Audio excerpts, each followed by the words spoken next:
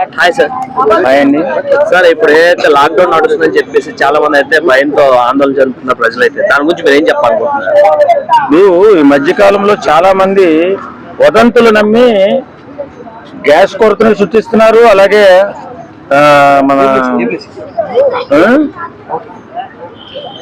ఈ మధ్య కాలంలో పాపులారిటీ లేనటువంటి కొన్ని టీవీ ఛానల్స్ వదంతులు సృష్టించి జనాల్ని భయభ్రాంతులకు గురి చేసి అన్ని కూడా రేట్లు పెరిగిపోయేలాగా, ఇటు గ్యాస్ కానీ ఇటు పెట్రోల్ కానీ రేట్లు పెరిగిపోయేలాగా జనాన్ని గందరగోళంలో పడేసి సర్వనాశనం చేస్తున్నాయి.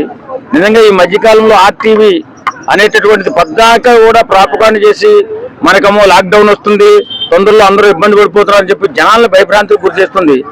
కేవలం పాపులారిటీ కోసం, ఆ ఛానల్ వెలుగులోకి రావడం కోసం ఇష్టానుసారంగా ప్రాపకాండ చేసి ఇలాగా జనాలను ఇబ్బంది పెడుతున్నటువంటి ఒక దుర్మార్గమైన ఆలోచన చేస్తుంది. కాబట్టి అలాంటి ఆర్టీవీ ప్రచారం చేసేటటువంటి కానీ కొన్ని యూట్యూబ్ ఛానల్స్ కానీ చాలా దారుణంగా ప్రచారం చేస్తున్నాయి.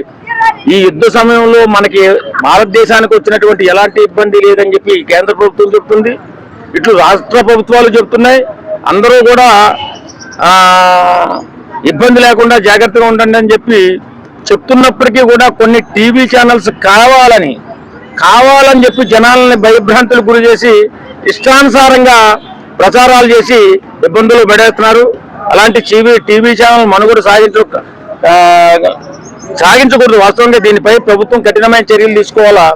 అలాగే ప్రజలెవరూ కూడా లాక్డౌన్ అని చెప్పి ఎవరు చెప్పినా నమ్మకండి. ఎందుకంటే లాక్డౌన్ అయ్యేటువంటి పరిస్థితి మన భారతదేశానికి రాదు. ఎందుకంటే భారతదేశం ఎప్పుడూ కూడా ఒక దేశం పట్ల వివక్షత చూపడం కానీ ఇంకో దేశం పట్ల ప్రేమ చూపడం కానీ ఉండదు. అన్నీ సమానంగా ఉండాలా, అందరూ బాగుండాలా, అందులో మనం ఉండాలని ఆలోచన చేస్తున్నటువంటి భారతదేశానికి వచ్చినటువంటి ముప్పు ఏ దేశం వల్ల కూడా రాదు.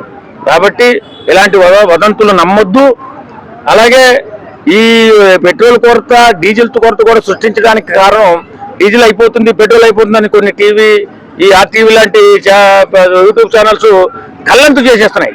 ప్రజలను గందరగోళం గురి చేసి మన పని పాడు చేయడమే కాకుండా మన డబ్బులను కూడా పోవడానికి కారణం అవుతున్నాయి. కాబట్టి అలాంటి ఏం నమ్మొద్దని చెప్పి కోరుకుంటున్నాను. అంటే కొన్ని అవి సిఎంసీ ఛానల్స్ అని చెప్పేసి కొంతమంది స్ట్రైక్లు పడవుతారు అని చెప్పి అలాంటి వాటి కూడా వాళ్ళు ఏదైతే ఫేక్ తమ్నెల్స్ పెడుతున్నారు. సో అంటే యూట్యూబ్ ఛానల్స్ అయితే మాక్సిమం పెట్టరు, ఎందుకంటే యూట్యూబ్ ఛానల్ పెడితే స్ట్రైక్లు పడుతున్నాయి ఇప్పుడు. సో ఏవైతే సిఎంసీ ఛానల్ కానీ శాటిలైట్ ఛానల్ కానీ వాళ్ళు మాత్రమే పెడుతున్నారు అండి. వాటికి దాని గురించి ఏం చెప్పాలి?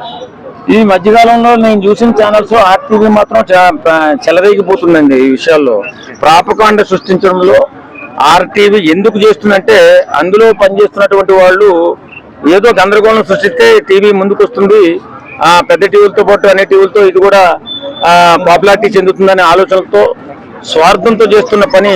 ఇంతమంది జనాలు ఇబ్బంది పడుతున్నా ఎక్కడా కూడా మానవత్వం లేకుండా ఇలా ప్రచారాలు చేస్తూ మనల్ని ఇబ్బందికి గురి చేస్తూ ఎంతో అన్యాయమైనటువంటి వార్తలను ప్రజల్లోకి పంపిస్తూ గందరగోళం చేస్తున్నాయి.